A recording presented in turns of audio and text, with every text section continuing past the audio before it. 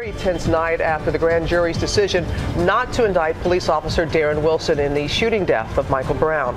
George is live in St. Louis, Missouri this morning, where thankfully it seems like it's quiet right now, George.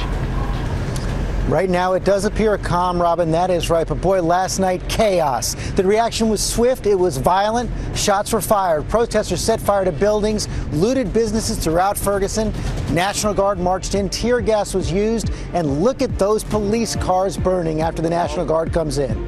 And George, as you know, the decision resonated not just there in Ferguson, but all around the country. A number of protests. They were all passionate, but for the most part, they were peaceful from Washington, D.C. L.A. protesters did shut down a highway there to here in New York out in front of our Times Square studio. But as we said, all across the country, and the vast majority of them listened to what Michael Brown's family said, and no violence.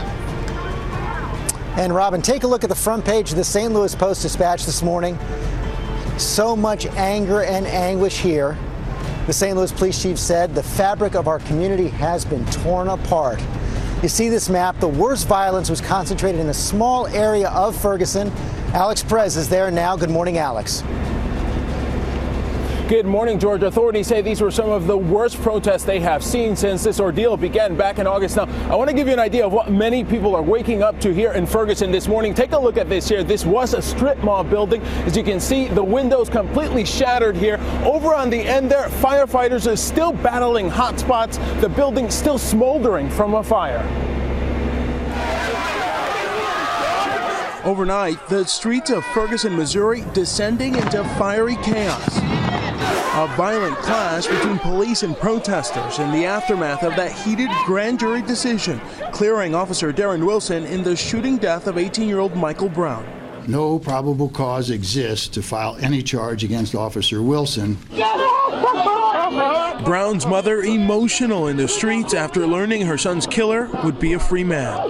Soon after the announcement, reports of gunshots outside the Ferguson police station, soon followed by widespread looting, storefront windows smashed, and look what they did to the inside of this Walgreens store. Law enforcement hurling tear gas and smoke bombs to try and disperse the crowds.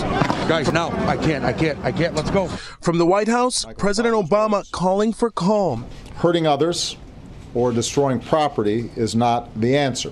But his words going unheard on the streets of Ferguson. Cover your head! Cover your head! Seriously, cover your head! Protesters are chucking rocks and bottles at police cruisers. Stop throwing objects at the police immediately! And then setting them aflame. At least a dozen buildings turned to raging infernos. An entire parking lot in nearby Delwood torched. Fire crews racing to snuff out the flames. It's about 2:10 in the morning here in Ferguson, and authorities are still working to try to get things under control. Right behind me here, that's a strip mall building completely engulfed in flames, one of many structures set on fire by protesters overnight. The chaos resulting in nearly 30 arrests and more than a dozen people treated at local hospitals. Overnight, the National Guard marching in. I really don't have any hesitation in telling you that I didn't see a lot of peaceful protest out there tonight. And many of these firefighters and response crews working through the night. Authorities say they heard at least 150 gunshots last night, but none of those gunshots came from police officers. Now, at the St. Louis airport, they are expecting some delays today and cancellations because of the no-fly zone that was in order here. And of course, the big issue here today will be assessing the damage as the day moves on. George? Okay, Alex, thanks very much.